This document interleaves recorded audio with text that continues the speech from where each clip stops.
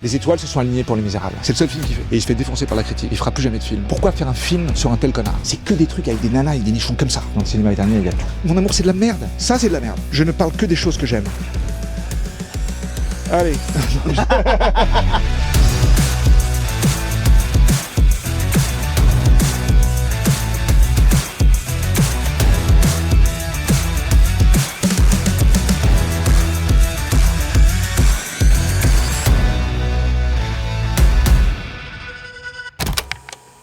Bienvenue Vincent. Merci beaucoup. On est chez JM Vidéo, qui est donc l'un des 2 derniers vidéoclubs de Paris. Je connais, j'habite pas loin, je passe devant tout le temps. C'est quoi toi ton rapport justement au DVD, au vidéoclub? Est-ce que c'est quelque chose qui a un peu nourri ta cinéphilie au départ ou pas? Pas vraiment en fait. Non, ça s'est pas construit comme ça chez moi. En fait, j'ai grandi dans un cinéma. Ça paraît fou, et je me rendais pas compte que j'avais le plus grand home cinéma, en mono certes, que en français parce que c'était Arcachon, mais du coup j'ai vu beaucoup de films là en fait. Le gros de ma filmographie, avant de comprendre ce que c'était qu'une filmographie, et même d'avoir un avis sur quoi que ce soit, je le voyais là parce que c'est ce qui passait là où j'habitais. Pour commencer, dans la sélection de films qui peuvent te plaire, je crois qu'il y a une grosse section de films italiens et que tu as un rapport particulier avec le cinéma italien. Écoute, oui, je me suis même entendu dire le cinéma est italien. Parce que pendant très longtemps, quand même, je me rends compte, ce qui m'a le plus influencé, donné envie de faire ce métier, c'était ou des Italiens ou des Italo-Américains. Okay. Mais c'est le moment en fait où j'ai commencé à me rendre compte que le cinéma, c'était pas juste un truc qu'on regarde, c'est un truc qui se fabrique, et comment j'allais m'inclure dedans, etc. Bizarrement, le cinéma italien, je l'ai rencontré tard. Okay. Je l'ai rencontré à un moment où j'avais envie de me cultiver. Ça s'est pas venu tout seul, en fait. Et donc j'en avais entendu parler, j'ai commencé à regarder, et c'est là où je suis tombé sur principalement Fellini, et donc Mastroianni. Et à travers Mastroianni, là, tu vois, il y a plein de trucs. Donc je parle de Le divorce à l'italienne, Le mariage à l'italienne, La grande bouffe, évidemment. À toi la caille, à moi le coquelet. Et j'ai découvert tous les metteurs en scène de cette époque-là, que ce soit Monicelli ou Ferreri plus tard. J'en suis arrivé à penser qu'en fait, dans le cinéma italien, il y avait tout. Il y avait le drame, l'aspect social, la forme, l'humour et la légèreté, en même temps la gravité. Enfin, il y avait un peu, du néo-réalisme jusqu'à le début des années 70, je trouvais qu'il y avait, dans le cinéma italien, il y a tout. Est-ce que tu te souviens du premier, justement, que j'ai film vu italien, dans cette recherche-là? L'Avventura, Antonioni, qui n'est pas un film facile. Mais il se trouve que c'est quand même un moment aussi où moi je découvre le cinéma italien aussi à travers, entre parenthèses, une femme italienne avec qui je me marie. Et tout d'un coup, je me mets à apprendre à parler l'italien, j'essaie de comprendre, et je commence à percevoir, et je vis ça aussi à travers une relation dans ma vie en fait, et tout d'un coup je comprends plein de trucs, et donc quand je regarde l'Avventura, Monica Vitti, tous ces trucs là, ça me fait comprendre plein de choses aussi sur les femmes, et peut-être même les femmes italiennes aussi, en tout cas une représentation de ce que ça peut être. Encore aujourd'hui, je pense à Mangano, d'Henri Amer, il y a un nombre d'acteurs, de metteurs en scène, de scénaristes, d'histoires. Mais pour moi vraiment, je crois que la Dolce Vita et 8,5 sont des films que je continue à voir peut-être le plus depuis que je les ai découverts. À chaque format, je l'ai racheté, en DVD, en nanana, et c'était une occasion à nouveau de les regarder. Et ce que j'adore avec Fellini en fait, c'est que à différents moments de ta vie, tu les regardes, et en fait tu comprends encore des choses. C'est multifacette, c'est pas basique, c'est pas carré. Je crois que c'est dans 8,5, à un moment il dit mais je fais ce que je veux, c'est mon film, regarde, tiens, tu vois le mec là derrière là, qui est en train de construire, viens là, fais le marin et fais des claquettes. Et le mec le fait, il dit alors j'ai un rôle, il dit vas-y casse-toi. En fait oui, il a un rôle là. Et donc Fellini, Visconti, Monicelli, pas Pasolini. Non, Pasolini aussi, excuse-moi, j'avais pas fait tous les mecs en ligne, je suis désolé. Mais parce qu'il y en a tellement. C'est différent. Non, mais il y en a tellement, complètement, mais c'est différentes époques. Et puis bon, si on parle de Pasolini, forcément ça m'emmène à Gaspar Noé, parce que on en a parlé beaucoup au moment où on faisait Irréversible et tout, donc c'est un autre aspect du cinéma italien, mais en même temps, il y a une très belle histoire sur justement Pasolini en fait, qui était scénariste pendant longtemps pour tous les maîtres. À un moment il fait un court-métrage que tous ils lui produisent, et il voit son court-métrage, il lui dit écoute, t'es vraiment un bon scénariste, mais laisse tomber le cinéma. D'entendre ça de Fellini, et de comment il s'appelle celui qui a fait Une nuit particulière, Una giornata particolare, Ettore Scola, enfin, c'est ces mecs là qui lui disent ça, arrête le cinéma. Et le mec il fait ce qu'on sait, qui casse complètement avec ses idoles, en fait c'est ça, ses idoles, et ça montre un peu la force de caractère du mec. Pour terminer sur le cinéma italien, on a aussi des films plus récents qui peuvent parler, je pense notamment à Sorrentino, ou même à un homme avec qui tu as travaillé, qui est Matteo Garonne. Open up this door, let me in. Matteo, c'est encore un autre truc. Alors Matteo était tennisman. Non, Matteo est tennisman professionnel, Matteo Garonne. C'est lui qui me l'a dit, c'est pour ça que je me permets de le dire. Et de tennisman, il devient peintre. Et de peintre, il devient cinéaste. Le personnage est fou. Et son talent est à la hauteur de ça, d'ailleurs. Pour moi, Sorrentino, aujourd'hui, c'est un des mecs pour moi, c'est un des plus grands aujourd'hui, vraiment. Vraiment. Parce qu'en plus, beaucoup de grands cinéastes deviennent presque un peu inaccessibles, sans citer de nom. Lui, il y a un espèce de truc où il y a quelque chose de jouissif, de formel, d'incarné, et en même temps de complètement transposé. Pour moi, c'est le seul mec qui a vraiment digéré Fellini, et qui, plutôt que de le copier, en a fait quelque chose d'aujourd'hui. T'as vu son dernier film en salle, là, Parthénopée, ou pas encore? Je l'ai vu à Cannes, j'ai adoré. Quand j'ai vu les critiques, je me suis dit, décidément, les critiques, ça ne veut rien dire.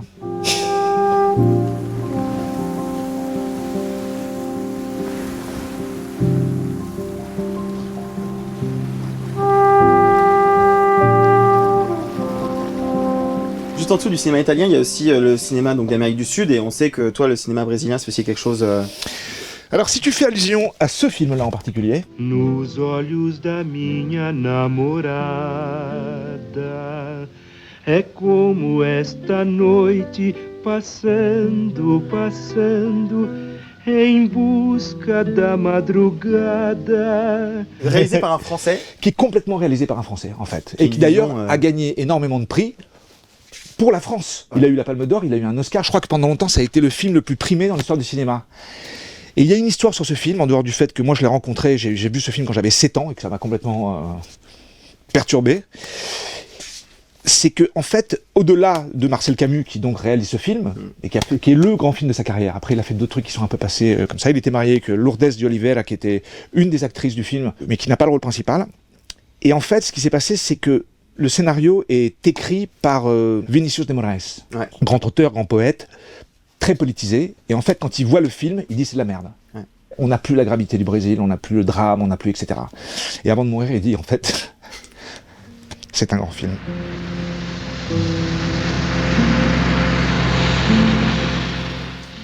J'adore.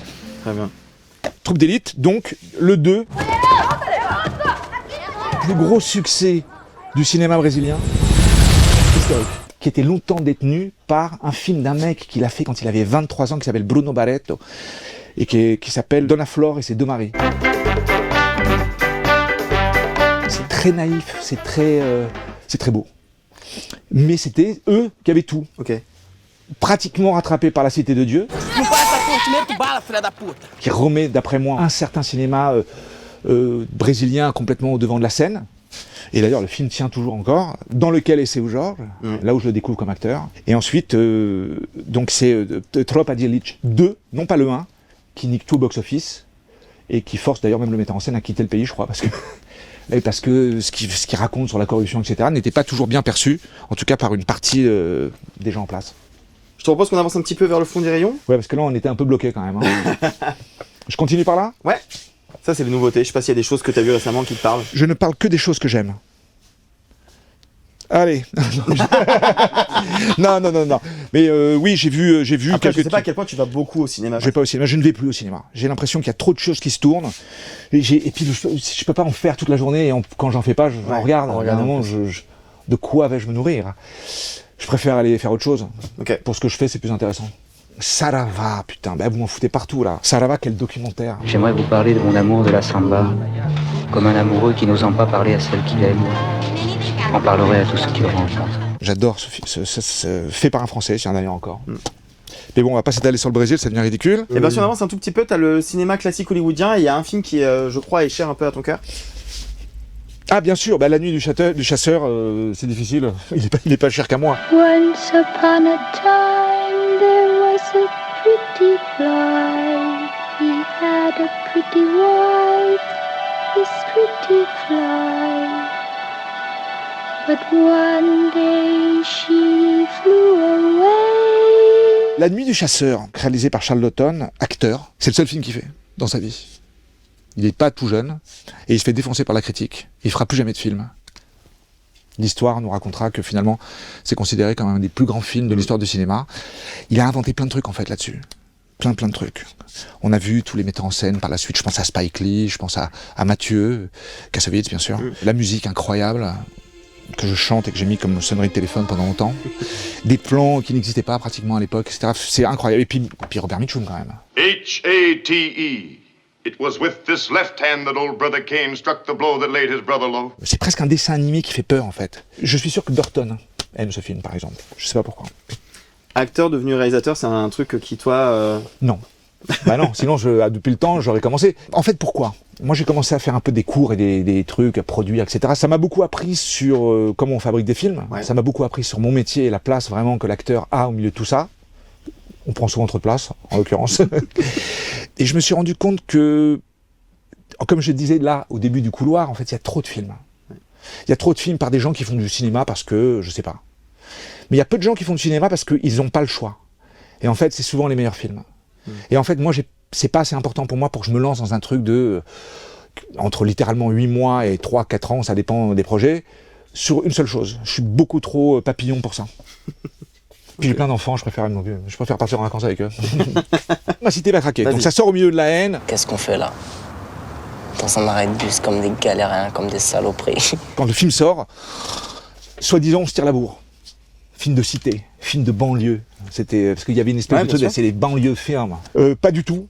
En l'occurrence, moi je connaissais Jean-François Richer pour la simple et bonne raison que mon frère avait fait la musique de son premier court-métrage, ou non, de son premier long-métrage, qu'il avait réalisé en jouant les acédiques au casino. Et donc je le rencontre à ce moment-là. Okay. Et on se tourne autour de loin pendant longtemps, etc. Avec soi-disant cette animosité qu'il aurait dû avoir entre les deux équipes, ou je sais pas quoi. Pas du tout. Puis après on s'est rencontrés vraiment sur Mérine. Qu'est-ce qu'il distribue? Dans la paye. Là je vais encore faire un film avec lui, ça sera le metteur en scène, jusqu'à preuve du contraire, avec qui j'ai le plus tourné. Et cette relation d'avoir un cinéaste à qui tu peux bosser à plusieurs reprises, la Cronenberg, c'est des relations privilégiées, c'est un truc que toi t'apprécies en tant qu'acteur, il y a un truc qui se crée qui est différent? Ça crée une certaine intimité dans le travail, pas forcément. Jean-François Richer et David Cronenberg, c'est des gens avec qui je travaille, maintenant on peut dire assez fréquemment, mais je les vois jamais en dehors du travail en fait. On se prend des nouvelles, etc., mais on n'est pas des poteaux. Mais je me dis, quand les gens vous rappellent, et qu'en plus, de mon côté, j'ai envie de retravailler avec eux, c'est parce qu'il y a un truc que j'ai pas encore saisi, où lui, l'un ou l'autre, a besoin de moi pour exprimer telle ou telle chose. Moi, à travers son regard, il se passe quelque chose aussi. Mais au fond, un metteur en scène vous appelle seulement s'il a besoin de vous. C'est-à-dire le jour où t'es plus bankable, bah même s'il te trouve super sympa, il te prend pas dans son film, tu vois, parce qu'il le monte pas en fait. Donc c'est un mélange un peu complexe, quand même. Où il faut savoir jongler avec ça, mais ça n'a pas forcément à voir avec de l'amitié. Faut savoir mettre son ego un peu de côté, quoi. En règle générale, non. Saint-Laurent, bim, évidemment Gaspard Ulliel. Avec toute l'affection que je peux avoir pour l'autre équipe de Saint-Laurent, je trouve que celui-ci, et ce qu'a fait Gaspard Ulliel dans ce film, j'ai trouvé que c'était fou, quoi. C'est-à-dire que j'ai vu à quel point Gaspard Ulliel était un grand acteur. Un grand acteur.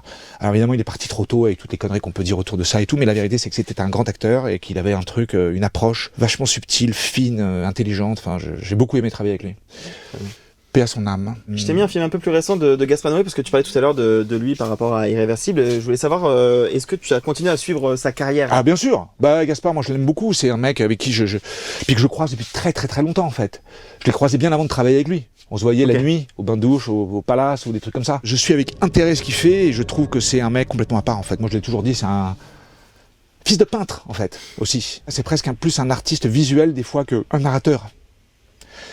Mais j'ai fait ce film avec lui, enfin on a fait ce film ensemble, avec à l'époque Monica et Albert. Il paraît que le futur est déjà écrit, tout est là. Je me rends compte à quel point c'est un film qui était important pour moi, vraiment. Et tu t'en rendais pas compte à l'époque? Si. Ouais. Mais ça se vérifie avec le temps. Okay. Les Enfants du Paradis, pareil. Incroyable film que j'ai découvert très tôt. Quand je pense à des dialogues magnifiquement écrits, je pense à Prévert forcément. Ouais. Mais Les Enfants du Paradis. Vous avez tué beaucoup de monde ces temps-ci, Pierre-François?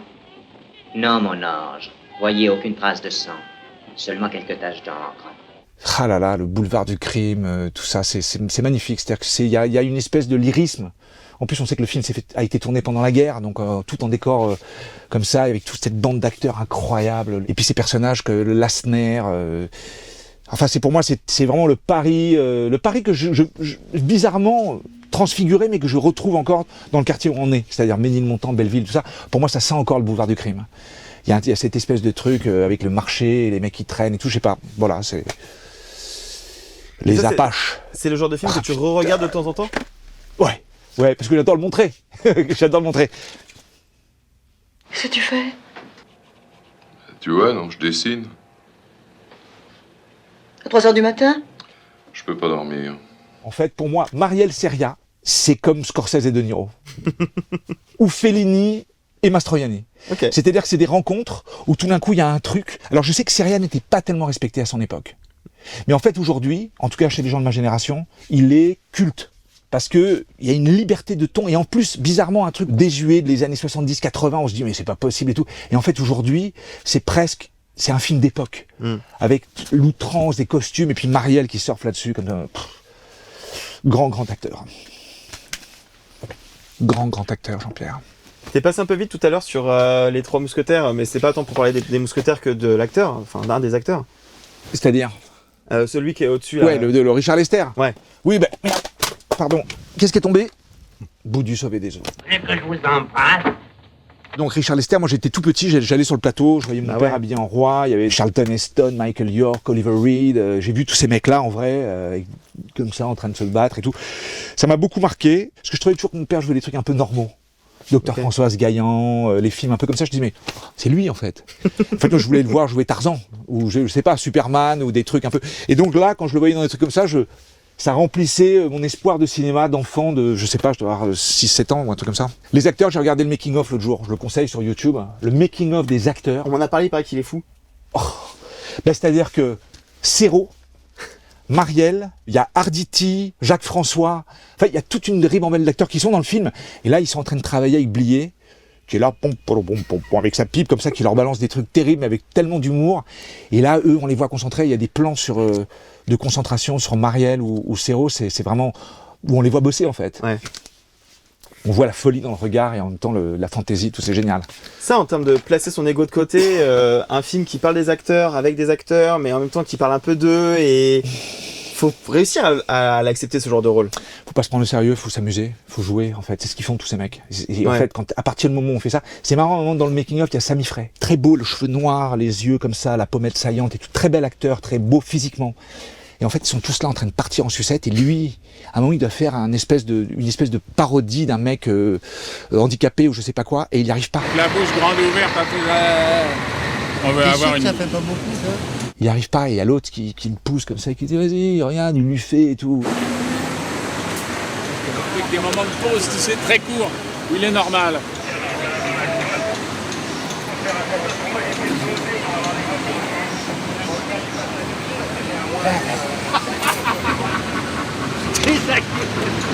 C'est énorme. En fait, si t'es acteur, t'es obligé de lâcher.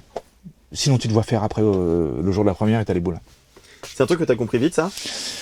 Pas nécessairement. Il y a des gens qui étaient beaucoup plus doués que moi. Il y a des mecs qui le comprennent en cours, ils étaient géniaux déjà. Moi, non. Ok. Je sais pas quoi. Ok, on continue. Belle de jour. C'est joli, ça. Il faut mettre une robe qui s'enlève en 2 temps 3 mouvements. Pas vrai, monsieur Adolphe? Ah non, je t'en prie, moi je la trouvais pas tente avec sa petite robe. Effet distingué. Buñuel extraordinaire tout le long, différentes périodes, de Los Olvidados à la partie en France, la folie, l'abstraction, un peu Fellini, enfin c'est un peu ce niveau de... C'est pas des mecs qui racontent normalement les choses. C'est-à-dire que Fellini, Buñuel, ça pourrait presque aller s'il devait y avoir un rayon avec David Lynch. C'est-à-dire que si les mecs, si t'as pas compris, c'est pas grave. Par contre, si t'as compris, tu verras, la prochaine fois, tu comprendras peut-être encore autre chose, et encore autre chose, et encore autre chose. Il y avait cette interview magnifique de David Lynch qui disait « Mais pourquoi vous arrêtez pas de me demander de vous expliquer mes films ? Et quand je serai mort, comment vous allez faire ?» Et ben il est mort. Je t'ai mis un film aussi qui est pas sorti en DVD, j'ai un peu triché, on a imprimé la jaquette, mais parce que c'est le dernier film de Romain Gavras. Je les connais depuis très longtemps, cette bande-là, très jeune, je les vois grandir, j'ai produit le premier film de Romain, et de Kim Chapiron à l'époque, avec Éric Névet. Là, je me rappelle de lui, il était sur les premiers courts-métrages, les Frères Wanted. Tu peux enculer ta mère la p***. Mes productions. Sur Chétan, où des fois je me retrouvais, parce que j'étais producteur aussi, donc je devais l'engueuler, je disais les mecs, faut pas arriver en retard, hein, concentrez-vous, apprenez votre texte. Et puis un jour, il nous sort ça.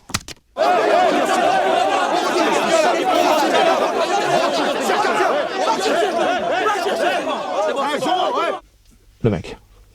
Je l'ai déjà raconté, mais je le redis là, hein, c'est-à-dire que il m'avait demandé de jouer un rôle dedans. C'est des galères, machin, truc, bidule et tout, je l'ai pas fait. J'aurais dû me botter le cul pour y être. Parce que dès que j'ai vu la bande-annonce, je savais que j'avais merdé.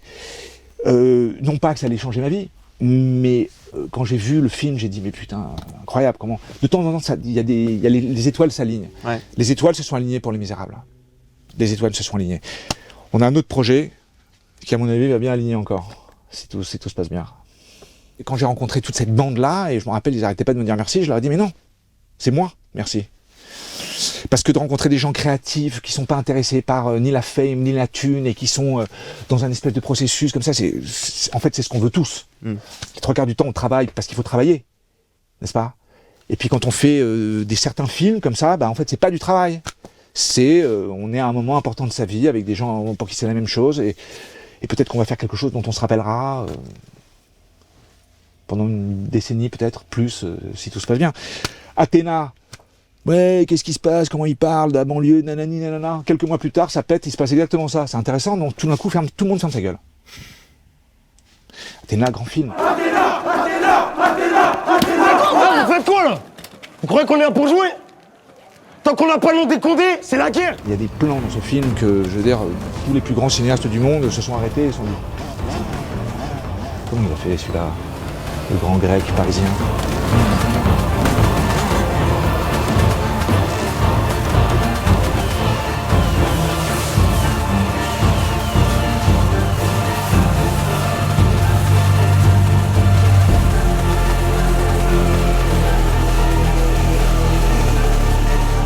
Moi, je le dis devant la caméra, toute cette bande-là a encore beaucoup de choses à nous montrer. Beaucoup.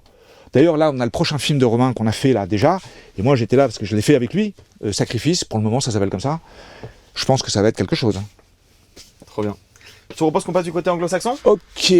Bah, tout me parle de toute façon, hein, a priori. Oui, Apocalypse Now, forcément, je veux dire. Ah. C'est quoi déjà celui-là? Mais pas le Redux, bizarrement, enfin en tout cas de mon humble point de vue. Je trouve que le Redux est trop long. Il y a des gens qui n'ont pas vu Apocalypse Now, forcément, aujourd'hui, je me rends compte. Alors qu'à un moment, tout le monde avait vu Apocalypse Now, et ceux qui ne l'avaient pas vu devaient le voir et vont le voir. Je continue à le conseiller. Et j'ai envie de dire aujourd'hui, il ne faut pas regarder Apocalypse Now si derrière on ne regarde pas le making-of. In the Heart of Darkness, donc. My film is not about Vietnam. C'est pas au sujet du Vietnam. It is Vietnam. C'est le Vietnam. It's what it was really like.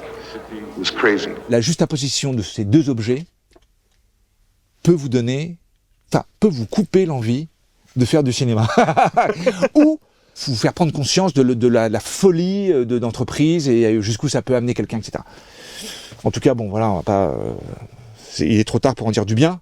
Même s'il y a pas longtemps, quand même, ça me rappelle que j'ai vu un documentaire très intéressant sur la famille Rassam Langman, et donc leur implication sur la production, comment ça s'est passé, comment ils ont récupéré la distribution. Enfin, c'est passionnant parce qu'en fait, nous, en tant que spectateurs, on regarde des films, ouais, j'aime bien, j'aime pas, c'est rigolo, c'est de la merde, bon, voilà. Quand on en fabrique, c'est tellement fou les histoires. Les vraies histoires de cinéma, elles sont extraordinaires, en fait. C'est des histoires de vie, c'est des histoires d'amitié, de passion, etc. Ça me fait des fois cet effet-là, quand tout d'un coup, je me rappelle, je passe comme ça, et puis je vois, il y a les tout pour rien, là, tu vois. Les tout pour rien, et puis tout d'un coup, t'as des films à 1 euro. Ouais. Et putain, merde, tout d'un coup, tu prends, c'est quoi? Tiens, c'est Apocalypse Now. Ouais. Et tu te dis, le nombre de gens qui ont travaillé pour fabriquer ce qui est imprimé là-dessus, ouais. Le temps, les efforts, l'argent, pour que finalement, ça traîne là et que ça soit à 1 euro, il y a un truc un peu abstrait que je trouve pas inintéressant. En tout cas, Boogie Nights... Wonderful. Cut. Terrific. Nice work. Nice work. En général, c'est là où on se plante. Tu vois, il s'est pas planté. Deuxième film. Il s'est pas planté. Et c'est le moment où on découvre donc Mark Wahlberg, pas en rappeur. Ouais. Et tout le monde se dit, il est extraordinaire. Et depuis, il recommence la même chose tout le temps. Wow. The Way We Were. Pour moi, c'est le film romantique. Je sais pourquoi on vous l'a mis là. Rich Man, Poor Girl. Elle est politique, lui il est beau et wasp. Si on devait l'amour à une musique, The Way We Were. Je vais pas vous la chanter, mais je pourrais. Memento. Memento, c'était plus par rapport au frère Nolan. Ok, parce que Westworld. Ouais. My name is Engerod Sirac. Welcome to my world, Maeve. To the real world. Oui, mais bon, Westworld, tu vois, c'est fantastique. Moi, j'ai beaucoup appris en faisant Westworld, mais je peux pas te dire que c'est quelque chose où je me suis rencontré. Le format série, c'est quand même encore autre chose que les films. Il y a un truc dans le temps étiré. J'imagine que dans l'approche aussi, pour toi, dans un rôle, c'est différent, non? Alors, oui et non. C'est-à-dire que oui, parce que c'est plus long, parce que en fait, dans une industrie de série, en fait, on n'est pas du tout pris en charge comme sur un film, surtout aux États-Unis. Donc, il y a un espèce de truc un peu où chacun est responsable. Et puis, c'est jamais le même réalisateur. Il y a un showrunner quelque part dans les nuages qui dirige, mais au quotidien, les répliques, les trucs, etc. C'est pas comme ça. Donc on est très très responsable. On peut pas compter vraiment sur l'œil extérieur. Il va falloir se démerder. Je veux dire, c'est pas inintéressant. Moi j'aime beaucoup le principe de la série, surtout la mini-série. La série qui s'en va sur 8 ans, moi je serais complètement incapable, je le sais. Je le sais. C'est trop time consuming. Et puis j'ai l'impression que quand on réussit vraiment une série qui dure sur plusieurs saisons, en tant qu'acteur on est mort. C'est-à-dire qu'on est ça. Ouais. Tu seras Zorro jusqu'à ta mort. Merde. Si t'avances un peu, est-ce qu'il y a d'autres films qui te parlent? Ah oui, forcément. Ridley Scott, je le croise, il me fait venir dans son truc. Il était pas tout jeune, il continue à faire un péplum tout par an, littéralement, ou un film complètement démesuré. Et à un moment, il m'emmène en bas, puis il me montre et il me dit on fait de la pub, regarde. Et là, il y a que des jeunes mecs qui sont en train de faire des pubs, il me dit tous leurs trucs de mise en scène, je leur pique. Et ouais. Et sans aucun complexe. Et je me dis, c'est pour ça que le mec est toujours là, à 80 et quelques. Là, il y a évidemment, Oliver Stone.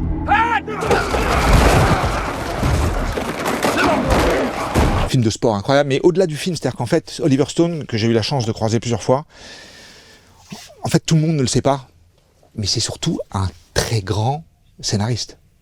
Je propose aux gens qui regardent l'émission, allez regarder on dit pas la scénariographie, mais en tout cas, regardez le scénario qu'il a écrit, c'est vraiment dingue.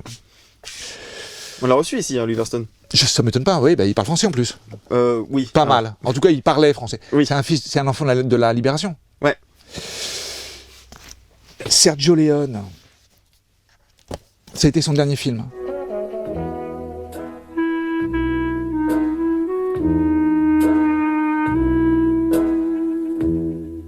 Il était fait pour durer 3 heures, ils l'ont coupé, ils l'ont sorti. Ça a été appelé le film le plus mauvais de l'histoire du cinéma. Ça lui a niqué sa vie. Il était, paraît-il, déprimé, etc. Et puis finalement, des années plus tard, il l'a remonté, il l'a sorti, et on appelle ça un des plus grands films de l'histoire du cinéma. C'est marrant. Décidément, faut pas écouter ce qu'on dit.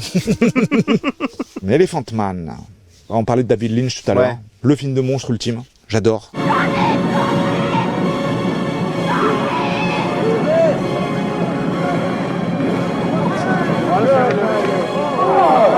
Raging Bull, ça c'est mon deuxième film que j'ai le plus regardé après la Dolce Vita 8,5, enfin troisième disons.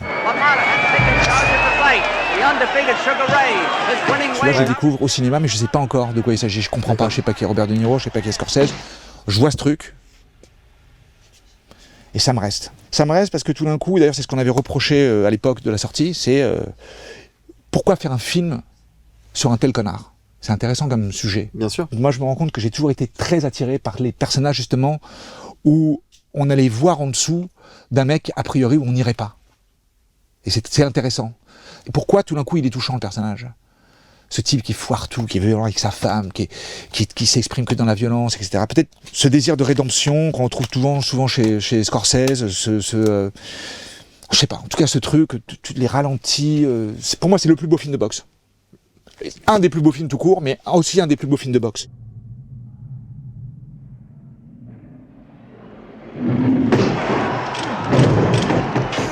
Raconter des histoires de personnes qu'on mettrait pas en avant. Est-ce qu'il n'y a pas aussi un peu de ça dans Mérine, quelque part? C'est-à-dire que il y a ça dans Mérine, il y a ça dans La Haine. C'est-à-dire que pour moi, le cinéma est là pour... Comment te dire ? Pour montrer l'inénarrable, ou l'inavouable. Tout le reste, on peut le voir facilement, on a accès. Nous, ce qui est intéressant, c'est de pouvoir évoquer ce qui est interdit. C'est ça que j'adore chez Fellini, d'ailleurs, pour revenir à lui, c'est-à-dire qu'il arrive à travers des choses qu'on ne peut même pas formuler par les mots. C'est-à-dire que une sensation, un sentiment qu'on peut avoir, un truc un peu qu'on pourrait presque attribuer à une sensation un peu honteuse, j'en sais rien, tu vois, des trucs. Et tout d'un coup, lui, il fait ça, et tout d'un coup, tu dis, ah putain, C'est que je suis pas le tout seul en fait. On montre ce qu'on n'a pas envie de montrer. On montre ce qui est interdit, on montre ce qui est transgressif, sans te le mettre dans la gueule, sans violence, sans volonté de provoquer, forcément. Mais c'est ça qui est en fait le reste. Les héros me font un peu chier. Et d'ailleurs, souvent les héros sont chiants à jouer. Disons la vérité. C'est vrai ? Bah oui. Tu préfères jouer Tintin ou la Castafiore ? En vrai. Ouais, bah oui. Ou Rastapapoulos. C'est plus intéressant, c'est plus rigolo, tu t'en rappelles plus. Et je peux te faire... Il y en a plein comme ça. Dans Doberman, par exemple, je me rappelle, je faisais le Doberman, donc j'étais le héros. Quand j'ai vu Checky Cario arriver et me bouffer l'écran avec le méchant, j'ai dit... Tu t'es fait niquer, Vincent. Be police. Mais c'est comme ça qu'on apprend. Ouais. Est-ce qu'il y a d'autres choses qui te parlent ? Sinon, j'ai un dernier rayon que j'aimerais... J'en ai ras le bol de parler, ça y est. J'ai un dernier rayon, rapidement. Un dernier rayon. Un dernier rayon, très rapidement. L'animation. Oui, j'ai compris. Non mais, j'allais faire... Fous la pression, mec. Alors, bon, donc moi l'animation, oui, forcément. Qui a des enfants, on voit beaucoup de films d'animation, 8 fois chacun, minimum. C'est pas ton cas de toi, enfant ? Il n'y avait pas trop d'animation, moi, à l'époque, quand j'étais enfant. C'était des dessins animés. Les vieux Disney, peut-être ? Oui, je les ai vus, oui, on les a... Oui, j'ai tout vu. J'ai tout vu. Avant, il y avait un grand film d'animation qui sortait tous les 3 ans, 2 ans, tu vois. Maintenant, il y a des films d'animation qui sortent toutes les 10 minutes. Mais des trucs bien faits, en plus. Ouais, des trucs où il y a de la matière, où les ombres sont respectables, où vraiment, il y a du taf. Alors, j'imagine que les machines et les programmes, nanana. Bon, en tout cas, moi, j'ai doublé pas mal de trucs d'animation, forcément. J'ai même fait la version originale de Shrek 1, où il m'avait appelé pour faire un espèce de Robin des Bois, avec l'accent français, j'ai pas compris. Mais bon, tout de bien. Pas de problème, j'étais ravi. Be still, mon chéri, for I am your savior, and I am rescuing you from this green beast. En fait, un jour, j'ai réalisé que ça faisait 20 ans que je faisais l'âge de glace. Où il est le bébé ? Allez, voilà. En fait, j'avais pas fait gaffe que ça faisait si longtemps qu'on avait fait le premier. Et effectivement, il y a des mecs qui viennent me voir, qui me font « Alors, il est où le bébé ?» Tu vois, je fais « Ah ouais, d'accord, tu le vis à quel âge, toi ?» Au-delà de ça... Quand je suis pas en train de montrer un dessin animé de Miyazaki à mes enfants, j'ai l'impression de perdre mon temps. Parce qu'en fait, il y a peu de films d'animation ou de dessins animés qui pour moi sont à la hauteur des Miyazaki. Miyazaki, tout est flou, les méchants sont pas vraiment complètement méchants, les gentils sont pas vraiment complètement gentils, en tout cas ils ont pas forcément raison. La musique, la poésie, les doubles sens, les enfants doivent se démerder avec tout ça. Et comme c'est très très bien fait, avec beaucoup de bienveillance, en fait, ça n'amène qu'à des choses positives. Donc, pour ceux qui... Est-ce qu'il y a des gens qui connaissent pas Miyazaki ? Non, je pense pas. Si, je t'assure. Ah ouais ? Ouais, ça arrive encore. Alors maintenant, ils sont sur Netflix depuis un moment. Ouais. Donc forcément, le fait qu'ils soient accessibles, il y a beaucoup de gens qui se sont... Mais il y a des gens qui confondent les mangas et Miyazaki. Oui, bien sûr. Mais je sais aussi que Miyazaki, il y a aussi un côté parfois un peu... Enfin, moi, je sais que j'étais traumatisé d'avoir vu Chihiro trop jeune, par exemple. Qu'est-ce que tu appelles trop jeune ? Je pense que j'avais 6 ou 7 ans et les parents en cochon, ça m'a traumatisé. Bien sûr, mais c'est très important. Oui, mais ça veut dire que tout d'un coup, ça change le regard sur les parents. Tu les vois pour autre chose.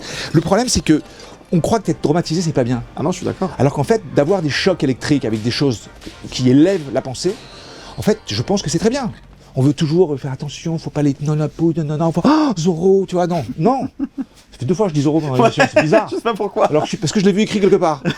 En tout cas, là-bas, je pense que c'est important d'avoir des chocs, en fait. Faut pas, je vais peut-être pas leur montrer Salaud.